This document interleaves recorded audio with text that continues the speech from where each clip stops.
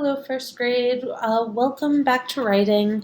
Uh, I've just kind of realized how lucky I'm feeling because I'm doing this new unit with you, and I've had an opportunity to find so many new books all about letter writing, and it's just made me really happy to have an opportunity to share them with you. Now, this book is called Dear Mr. Blueberry, and it takes place in a town called Nantucket in Massachusetts, which is over on the East Coast, not far from where I'm from. And if you take a look at this front cover as we take a sneak peek, and we're going to take a look at the back cover too. And it says, "Whales don't live in ponds, or do they? Dear Mr. Blueberry, I love whales very much, and I think I saw one in my pond today." Whales in ponds? Please send me some information on whales. It's vacation time, so Emily has to write to her teacher to help when she discovers a blue whale living in her pond. Really? Mr. Blueberry answers that she must be mistaken because whales live in the ocean, not in ponds. Throughout the summer, Emily and Mr. Blueberry exchange letters until Emily has a happy surprise to share with her teacher. In the process, Emily learns a lot about whales, and Mr. Blueberry learns even more about imagination, faith, and love. A nicely open-ended balance between the real and the imaginary in a child's world. So today, we're going to read Dear Mr. Blueberry. I want you paying very close attention because this is a new type of letter writing. This is a type of letter writing where Mr. Blueberry informs Emily and teaches her. And this is something that you are going to have to do as well. So listen carefully. See if you can figure out the difference between an informative letter and a friendly letter, because there is a bit of a difference.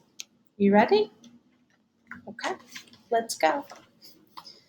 Dear Mr. Blueberry, to David and to Lucy, with love.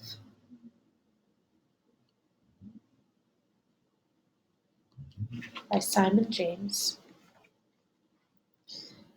Dear Mr. Blueberry, I love whales very much, and I think I saw one in my pond today. Send me some information on whales, as I think he might be hurt. Love, Emily.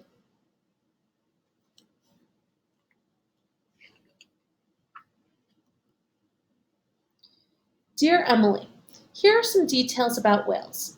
I don't think you'll find it was a whale you saw, because whales don't live in ponds, but in salt water. Yours sincerely, your teacher, Mr. Blueberry. So it seems that Mr. Blueberry is teaching her something in this letter, isn't he? Whales don't live in ponds, but in salt water. That is informative. Dear Mr. Blueberry, I am now putting salt into the pond every day before breakfast, and last night I saw my whale smile. I think he is feeling better. Do you think he might be lost? Love, Emily.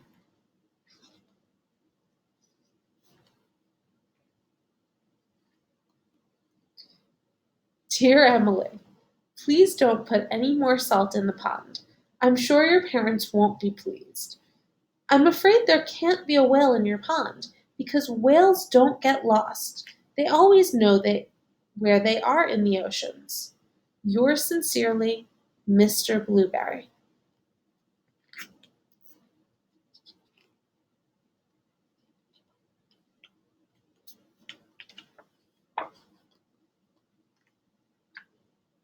Dear Mr. Blueberry, tonight I am very happy because I saw my whale jump up and spurt lots of water.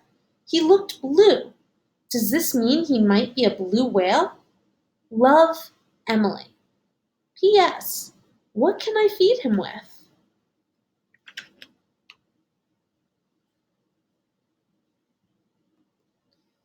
Dear Emily, blue whales are blue, and they eat tiny shrimp-like creatures that live in the sea. However, I must tell you that a blue whale is much too big to live in your pond. Yours sincerely, Mr. Blueberry. P.S. Perhaps it is a blue goldfish? Huh. So let's just think back for a minute. Mr. Blueberry has given quite a bit of information to Emily. Blue whales are too big to live in ponds. And I'm looking back here.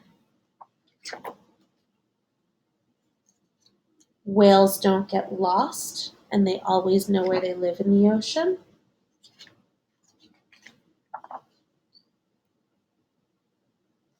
Whales live in salt water. Giving information is what makes Mr. Blueberry's letters informative. Let's keep going.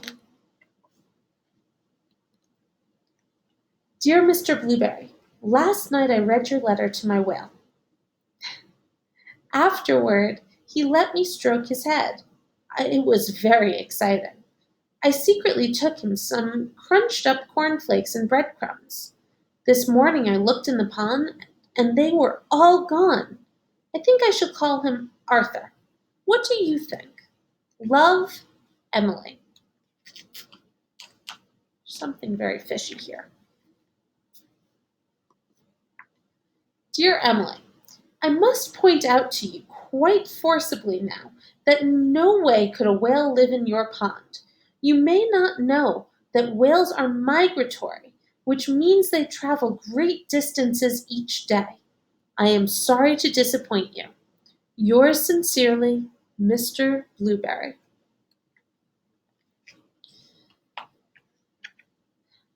Do you all remember what migratory means? How they travel far distances? Dear Mr. Blueberry, tonight I'm a little sad. Arthur has gone. I think your letter made sense to him, and he has decided to be migratory again. Love, Emily.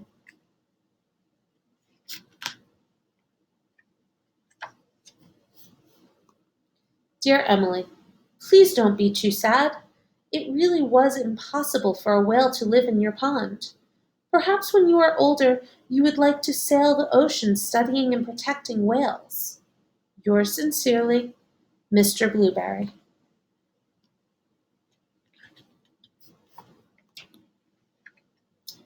Dear Mr. Blueberry, it has been the happiest day. I went to the beach, and you'll never guess, but I saw Arthur. I called to him, and he smiled. I knew it was Arthur because he let me stroke his head. I gave him some of my sandwich.